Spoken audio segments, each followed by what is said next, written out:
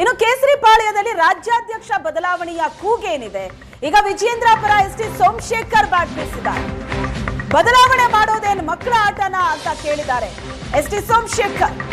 ಕೇಸರಿಪಾಳ್ಯದಲ್ಲಿ ರಾಜ್ಯಾಧ್ಯಕ್ಷರ ಬದಲಾವಣೆಯ ಕೂಗು ಬಹಳ ಜೋರಾಗಿ ಕೇಳಿ ಬರ್ತಾ ಇದೆ.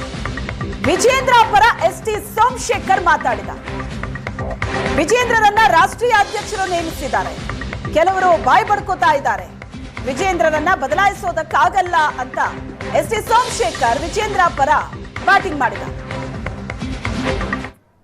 ಪಕ್ಷದ ಅಧ್ಯಕ್ಷರು ಅವ್ರನ್ನ ಅಪಾಯಿಂಟ್ ಮಾಡಿದ್ದಾರೆ ಅಲ್ವಾ? ಏನ್ ಮಕ್ಕಳಾಟನ? ಅಧ್ಯಕ್ಷ ಚೇಂಜ್ ಮಾಡ್ತಕ್ಕಂಥದ್ದು ಯಾವುದು ಕೂಡ ಇಲ್ಲ. ಸುಮ್ಮನೆ ಬೊಮ್ಮೆ ಹೊಡ್ಕೋತಿದ್ದಾರೆ.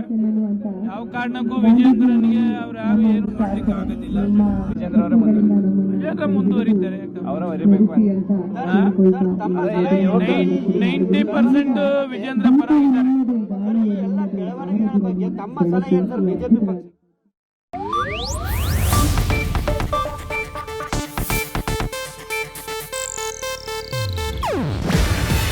ಇದು ಏಷ್ಯಾನೆಟ್ ನ್ಯೂಸ್ ನೆಟ್ವರ್ಕ್ ಪ್ರಸ್ತುತಿ. ನೀವು ನೋಡ್ತಿದ್ದೀರಾ ಏಷ್ಯಾನೆಟ್ ಸುವರ್ಣ ನ್ಯೂಸ್.